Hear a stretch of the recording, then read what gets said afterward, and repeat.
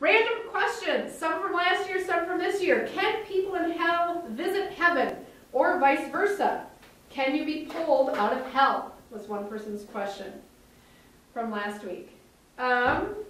We have not the time to look it up, so I'm going to tell you. Luke 16:19-31 talks about the beggar dies, and the rich man dies.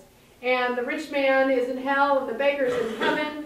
And the rich man is in hell, and he's all thirsty, and it's awful there. And he says, can't somebody send the beggar to give me just a drink of water, just a touch of water? And the keeper of heaven, you have to read the story to find out who it is, says there's a chasm between heaven and hell, and it cannot be crossed. There's no visitation between heaven and hell. So if your wife was on the, in heaven and you were in hell, then you couldn't see her? Right. But aren't all things wouldn't that be bad for the wife too? Because then she'd be in heaven and she'd be like, yeah, I'm in heaven, but then her husband's not there, so then she's all sad. So then But it'd be sad place for her. God in heaven, What? What was that, Anna? right? Aren't you pure in heaven, so that if your husband wasn't there, you'd be sad about it? You wouldn't be depressed or anything. You'd just be like, okay, good. Yeah, what we know is that there's no tears in heaven. So the joy of being with God would be so overwhelming that it would be forgotten. Okay, there might be tears of joy. Or you might have the capacity to experience the joy without tears. That much overwhelming joy. How could you cry at happiness? I've never known. Haven't you?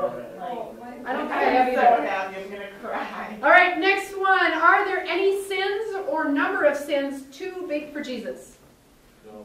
What does the class think? How many think there might be, you might be able to go over the line? What if you're the line?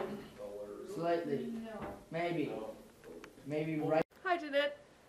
This is the part of the videotape where the camera ran out of battery and my dad didn't know how to hook up the power cord. So I thought that's the best part of the whole class is when we ask questions and just randomly answer things. And so I thought I'd just sit down and answer them real quick here. You won't get the give and take of the classroom, but at least we'll get all these out there. We left off on, are there any sins or number of sins that are too big for Jesus? And the class was kind of thinking no. They're a little confused, though, about things like Hitler. Did Hitler sin too much to be forgiven? The reference that we have is, we have two of them, Isaiah 1:18. If you want to look it up, it talks about how your sins, though they are scarlet, will be washed as white as snow. And the other one is Hebrews 10:10, which of course I can't remember right now, so you might have to look that one up. I believe that it has to do with Jesus died once for all. And I think that has to do with the power of how Jesus' blood, being God, can cover anything. So technically, if Hitler repented, he could be forgiven and he could be brought to heaven, and that would bring great joy to heaven, to all the angels of heaven. So that's a really wild thought to think of.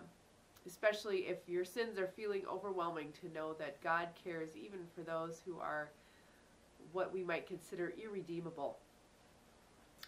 All right, the next question, what about reincarnation?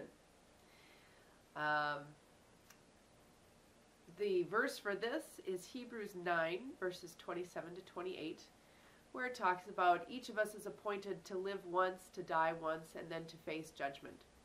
So, no, we do not believe in reincarnation. Another question, does someone decide if you go to heaven or hell? Yes, someone decides if you go to heaven or hell. That someone is Jesus. And I was not able to, when I was quickly scrabbling to prepare that question, I'm not able to find the reference. But I know that in a couple of places it talks about Jesus and the angels coming back to judge us, and that Jesus is appointed judge by his Father. What is the worst part about hell? For this one, I'm going to direct you to James 1, verse 17, where it says, every good and perfect gift is from above, coming down from the Father of heavenly lights. Everything that you know in the world that is good, that is from God. So if you no matter what vision of hell you keep, if you think of hell being apart from God, God has removed himself. Whether it be fire or whether it be just curled up in all the yuckiness of yourself without God, all of the good things are gone. So think about some of the most basic, important things like hope. Hope is gone. And I think that that would be the worst part about hell. I think everybody could figure out for themselves what the worst part is, but I would suggest that one. Where is hell? Nobody knows. Some people suggest that it could be the center of the earth because we know that that's molten lava and stuff. I kind of doubt it because I think that that it might have been referred to that way in the Bible if it were. I think it's more likely that God has either created a place that's completely separate that we just don't know anything about, or that it's spiritual and so we can't see it. Or one of the suggestions that C.S. Lewis had is that because he was the great believer in the hell of your own choosing, that you just kind of shrivel in amongst yourself, and so he pictures it as kind of growing smaller and smaller. And so I think his vision of hell would almost be like Horton Hears a Who, like Whoville on that speck of dust, that hell could be like that tiny little speck of dust, and all of the residents of hell would live on that because they were so small and insignificant at that point. And then finally we'll go on to announcements. Just because you weren't there, I want to make sure that you still know what they were. This was a really bad week for homework. Eric was the only one who got his homework done. We are going to, what I'm going to do is I'm going to post the last 2 homework assignments. So everything will be posted for this whole thing. Anyone who finishes all the homework assignments by next week. So check online to find out which ones you're missing. If you want to do it online and get them all done by next week, you can get 5 tickets if you come in with them all done. And you'll get a couple of weeks of freedom because we'll have spring break the week after that. And then the week after that, you won't have any homework due. If you finish them all by April 3rd, which is the technical due date for all of them, you can get 2 tickets just for having them all finished by then. And the week after that, April 10th, if your homework is not all finished by then we'll look up at scheduling a Saturday to come in and finish. 2 possibilities are April 13th or April 27th. What's our calling verse? That's the next Bible verse that is due. You missed, was it last week? Yes, last week everybody was supposed to have the, now I have to go look, Who is God verse done. So you're getting a little bit behind on your verses. We want to make sure that you're working on your verses. So if you could take a look at that next week, the What's Our Calling verses due. So make sure that you have at least 1 verse ready to go for next week. And then we've started working on the books of the Bible for the New Testament. The first 6 we worked on yesterday.